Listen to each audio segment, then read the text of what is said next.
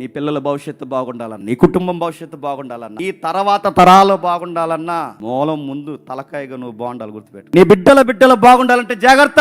నీ ఉద్యోగంలో జాగ్రత్త, నీ పనిలో జాగ్రత్త, నీ సంసారంలో జాగ్రత్త, నువ్వు ఎదుటి వ్యక్తుల దగ్గర మాట్లాడుతున్నప్పుడు జాగ్రత్త, ఒక మాట అన్నప్పుడు ఇది వ్యాలిడా కాదన్న జాగ్రత్త, దేవుడు చూస్తున్నాడన్న జాగ్రత్త. లేదంటే దాని ఎఫెక్ట్ ఎక్కడ కొట్టదండి. దాని ఎఫెక్ట్ ఎక్కడ వరకు కొడతా చెప్పనా? పిల్లల వరకు దాని ఎఫెక్ట్ కొడతా. ఎందుకంటే తండ్రి సోమరుడు అనుకోండి, కొడుకు పండితుడు అవడు, ఆడు సోమరుడు. నువ్వు పని దొంగవైతే నీ కొడుకు పని దొంగ అవుతాడు, దొంగవైతే నీ ఆడు దొంగ అవుతాడు. నీకు యథార్థత లేకపోతే ఆడికి యథార్థత లేకుండా పోతుంది. నీ లూప్ హోల్స్ ఆడికి తెలుస్తాయో నేను మళ్ళీ చెప్తున్నాను, ఆడు లూజ్ అయ్యి బతికేస్తాడు. వాడు ఎప్పుడైతే గుర్తుపెట్టుకోండి, మీరు తేడాగా ఉన్నారని పిల్లలు గమనించారో పర్లేదులే అనే ధీమా వస్తుంది వాళ్ళకి. మా నాన్న మాట అంటే పడదు, మా అమ్మ మాట అంటే పడదు, అమ్మో వాళ్ళ ముందు అబద్ధం చెప్పాలంటే భయం, వాళ్ళ విషయంలో ఏది తేడా చేసిన అమ్మో ఊరుకోరు, భయం వాళ్ళకి స్టార్ట్ అవ్వాలి. గుర్తు ఆ మంట రగరాలి, ఆ భయం రగలాలి, వాళ్ళ గుండెల్లో ఒక భయం స్టార్ట్ అవ్వాలి.